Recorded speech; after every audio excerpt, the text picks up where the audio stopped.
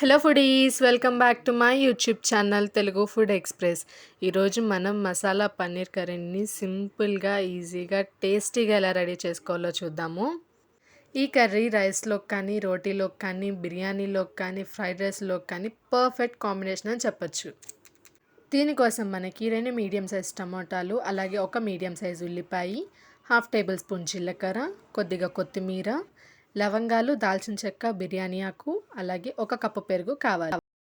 ముందుగా మనం ఒక కడాయి పెట్టుకొని దాంట్లో 2 table spoons of oil add చేసుకొని కట్ చేసి పెట్టుకున్న టమోటాలు అలాగే ఉల్లిపాయ వేసి ఫ్రై చేసుకోవాలి.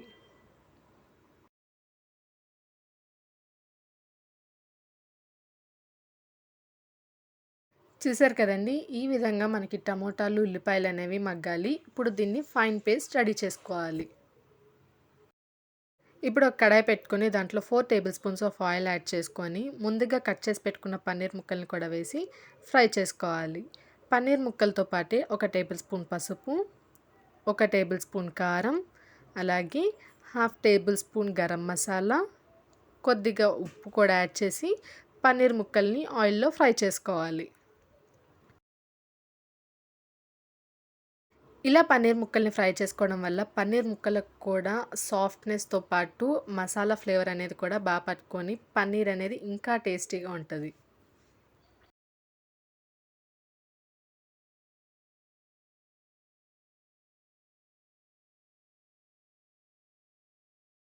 చూసారా, పన్నీర్ ముక్కలు ఫ్రై అయినాయి కదా, ఇప్పుడు వీటిని ప్లేట్లోకి తీసేసుకోవాలి.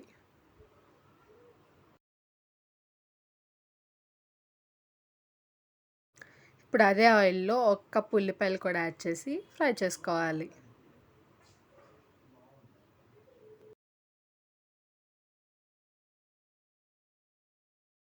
ఉల్లిపాయలు ఫ్రై అవుతున్నాయి కదండి, ఇప్పుడు దీంట్లోనే హాఫ్ టేబుల్ స్పూన్ జీలకర్ర, అలాగే లవంగాలు, దాల్చిన చెక్క, బిర్యానీ ఆకు కూడా వేసి ఫ్రై చేసుకోవాలి.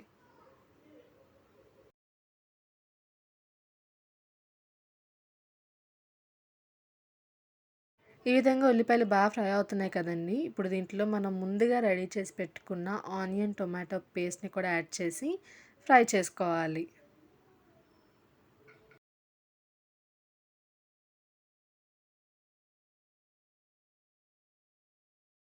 చూసారు కదండి, ఈ విధంగా ఆనియన్ టొమాటో పేస్ట్ అనేది ఉల్లిపాయతోటి బాగా ఫ్రై అవుతుంది. ఇప్పుడు దీంట్లో హాఫ్ టేబుల్ స్పూన్ పసుపు, ఒక టేబుల్ స్పూన్ కారం, ఒక టేబుల్ స్పూన్ ధనియాల పొడి, ఒక టేబుల్ స్పూన్ గరం మసాలా, అలాగే కొద్దిగా ఉప్పు కూడా యాడ్ చేసి ఫ్రై చేసుకోవాలి.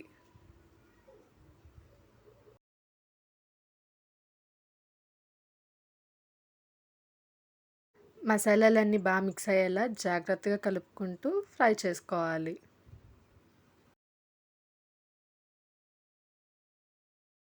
ఒక 2 మినిట్స్ మసాలాలు కుక్ అయినాయి కదండి, ఇప్పుడు దీంట్లో ఒక కప్పు పెరుగు కూడా యాడ్ చేసి మిక్స్ చేసుకోవాలి.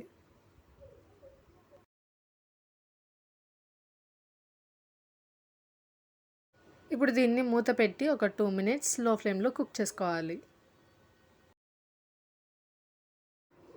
చూసారు కదండి, మన గ్రేవీ ఎంత బాగా కుక్ అవుతుందో.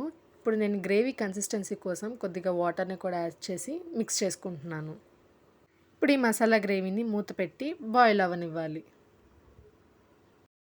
చూడండి, గ్రేవీ అనేది బాయిల్ అవ్వడం స్టార్ట్ అయింది కదా, ఇప్పుడు దీంట్లో మనం ముందుగా ఫ్రై చేసి పెట్టుకున్న పన్నీర్ పీసెస్ని కూడా యాడ్ చేసేసి మిక్స్ చేసుకోవాలి. చూసారు కదండి, మన మసాలా పన్నీర్ కర్రీ అనేది ఎంత సింపుల్గా రెడీ అయిపోయిందో.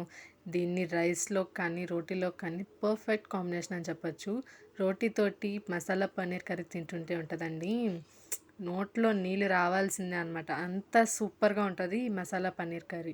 మీ అందరికీ ఈ వీడియో నచ్చింది అనుకుంటున్నానండి. నచ్చితే కనుక నా ఛానల్ని సబ్స్క్రైబ్ చేసుకోవడం అస్సలు మర్చిపోవద్దు, ఇలాంటి ఇంట్రెస్టింగ్ అండ్ టేస్టీ రెసిపీస్ కోసం. సో ఇదండి ఇవాల్టి వీడియో.